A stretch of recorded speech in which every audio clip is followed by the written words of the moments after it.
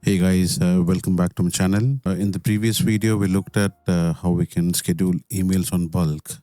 So basically, if someone is running an online training session, so I showed you how you can schedule your session agenda for multiple different participants in a single click.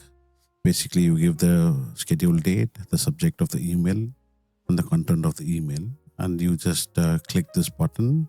It will schedule multiple emails for all of the three. Just let's recap. Okay, so right now there are no emails scheduled. Now if I just simply click this, so it has been so quick. Okay, it has been scheduled. If you notice, all emails has been scheduled. So in today's session, what you're going to do is, let's say for some reason you want to cancel some session or all session for all recipients, or if you want to cancel one session for 3 recipients, or if you want to cancel all session for one recipient, whichever combination you want, we can delete those schedules. So right now I gave all the 3 sessions that has been scheduled in this, and I've given it here as all the 3 session names, and I've also taken as all recipient email. So let's say I want to delete the schedule, so I just again single click in here. It says schedule email matching the criteria has been deleted. So if you go back here and see, okay, everything is deleted. So just to prove it to you guys, let's say I schedule again. I schedule all the sessions for all the recipients. Scheduled.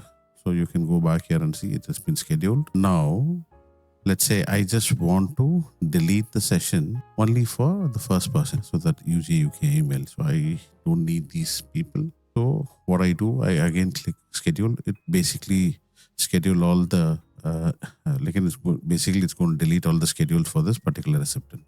So I click this. So before clicking, I'll show you. You can see UG email. I'll just go back. I click this.